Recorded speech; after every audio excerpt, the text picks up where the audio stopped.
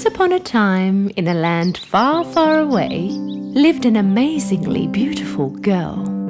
Cinderella's mother had passed away a very long time ago. This is why her father had brought her up. One day, when Cinderella's father remarried, her life had changed dramatically. Her father's new wife and her two stepsisters had moved to Cinderella's house. Since the first time they met, her stepmother couldn't stand the sight of Cinderella. She and her two daughters were extremely jealous of Cinderella's beauty and kind heart. Cinderella's stepsisters were not beautiful, and besides, they were rude and spoilt. One day, due to work reasons, Cinderella's father had to leave on a long journey.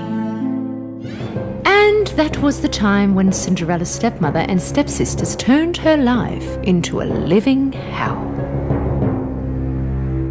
While Cinderella was in the garden talking to her very beloved birds, her stepmother approached her. As of today, you will live in the attic.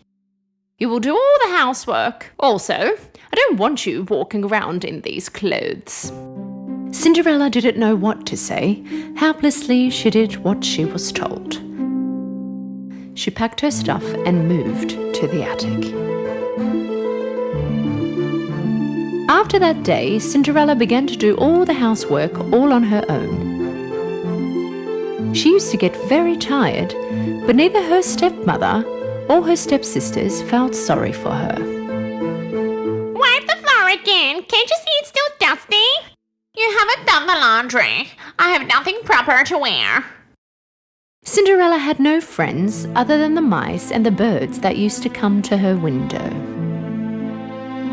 Due to the cold, secretly at night time, Cinderella would go downstairs to the chimney and warm up near the dying fire and fall asleep. As the days went on by, one day in the town, an announcement was made by the kingdom. Our prince will be holding a ball at the castle. All the girls who are eligible for marriage are invited to this ball. As soon as the stepsisters heard about this invitation, they ran home and told their mother. You will be the most beautiful girls at the ball. The prince must pick one of you. That way we will all live in the palace, right, Mother? We must get some gowns and shoes for you girls. Move along, we're going shopping. The stepmother and stepsisters left the house. Hearing all that was talked about, with a sad face, Cinderella stood there and watched. The preparations went on for days. Both the stepsisters had their gowns sewn. Every day they would go in front of the mirror and tell themselves, "We will be the most beautiful girls in the ball."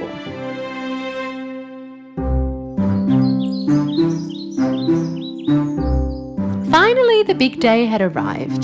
The stepsisters had woken up very early that morning, and so they called Cinderella.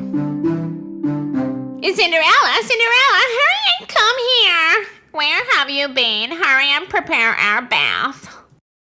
All day, Cinderella helped her stepsisters get ready. Hey, brush it gently. You're going to pull it out. Towards the evening, they had finished all their preparations for the ball.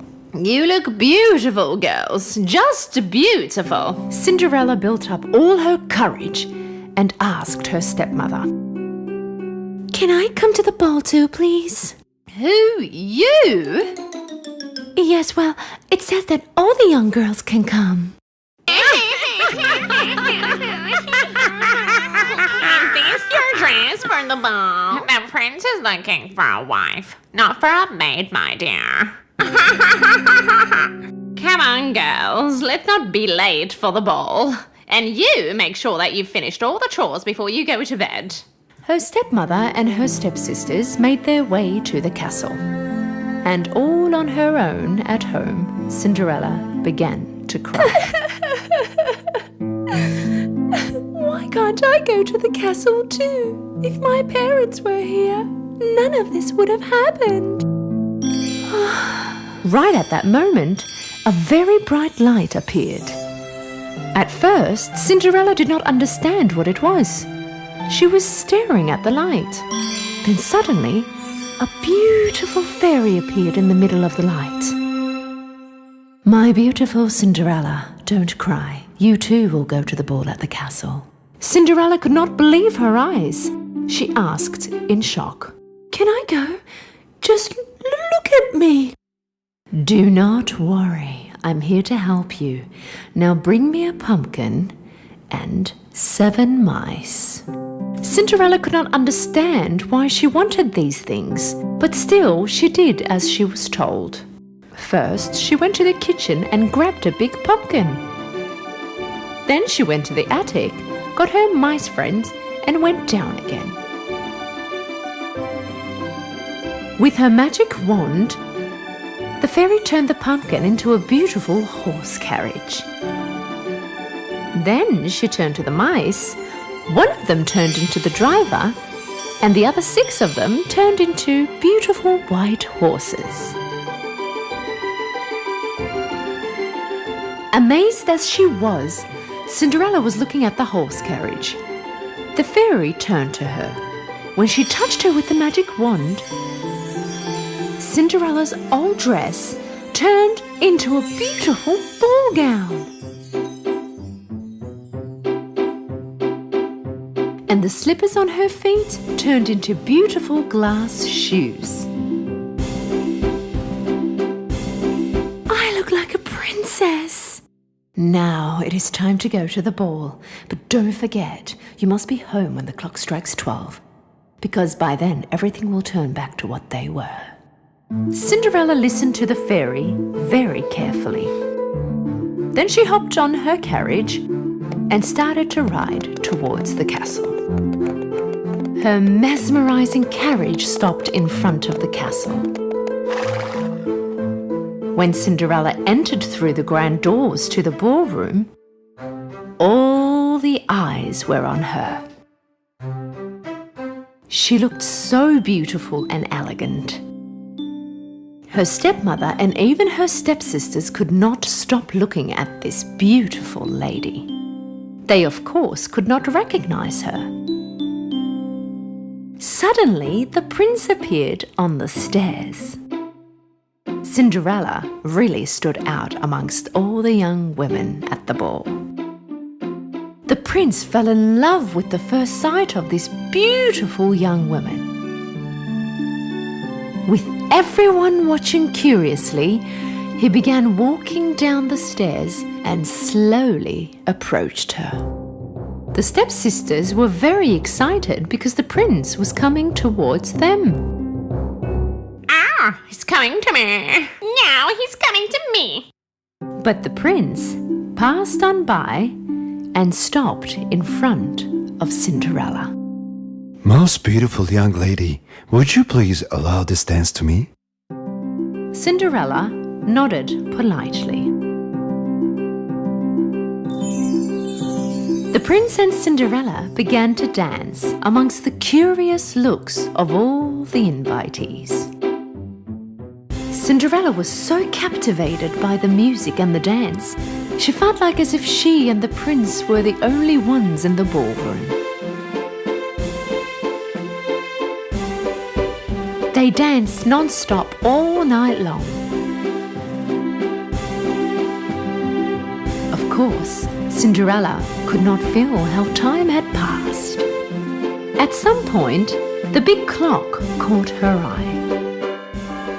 It was almost midnight. Right at that moment, Cinderella remembered the fairy's warning. You must be home when the clock strikes 12, because by then everything will turn back to what they were. With a panic, Cinderella began to run and left the prince behind. When she was running down the stairs of the castle, she dropped one of her shoes, but she did not even have time to go back and collect it. When she ran further, the clock struck midnight and everything turned back to what they were before. When the prince went out after her, he spotted her shoe on the stairs. Find the owner of this shoe, even if you have to get all the girls in the kingdom to try it. Just find her. Cinderella came home breathless and went straight up to the attic. She started thinking about the night she had with the prince. She knew she had no chance, but still, she had fallen in love with him. It was almost impossible for the prince to find her, and even if he did, he would never recognize her. The prince's men went door to door to every house in the kingdom and looked for the young girl who owned this shoe.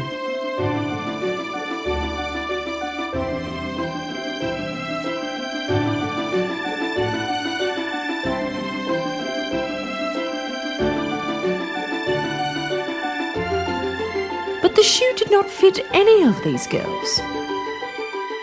In the end, the prince's men came by Cinderella's house. Cinderella was very happy to see the king's carriage in front of the house. Right when she was about to leave her room, her stepmother appeared at the door. And where do you think you are going? You want to try the shoe too? With a sarcastic laugh, the stepmother locked the door to the attic. No, please stop. Open the door, please. How pathetic. What would the prince have in common with you? The men first let the old skinny sister try the shoe, but it was too small for her feet. Look how beautifully it fit my foot. Then the younger chubby sister tried the shoe, but her chubby foot did not even get in the shoe. Maybe if we tried it on my other foot? Whatever they did, it just would not work. Finally, Cinderella's last try was to run to the window, but it was too high. So she began crying. Seeing her crying, her mice friends came next to her. My stepmom locked me in. She must have the key. One of the mice slipped underneath the door and ran downstairs. The stepmother was at the door with the prince's men. Why don't you come tomorrow? Today they are a little tired. Their feet must be swollen. The mouse jumped on the stepmother's skirt and, snatching the keys out of her pocket, ran upstairs. He slipped the keys under the door. Cinderella was very happy when she saw the key. Opening the door, she ran down as fast as she could. How did you get out? Please stop, don't go. I want to try the shoe too. The stepmother and her two daughters started to laugh hysterically. Please shush. It is the prince's orders that every girl in the kingdom must try the shoe. When Cinderella tried the shoe on, everybody was in shock because it fitted her perfectly. Young lady, are you the owner of this shoe? Cinderella nodded to confirm. Please come to the palace with us. Cinderella went to the castle with the prince's men, and they took her in front of the prince. Right when he looked in her eyes, the prince knew it was her who danced with him that night. He held her hands. I finally found you, my princess. Would you marry me? With teary eyes from happiness, she accepted the prince's offer. They got married and lived happily ever after.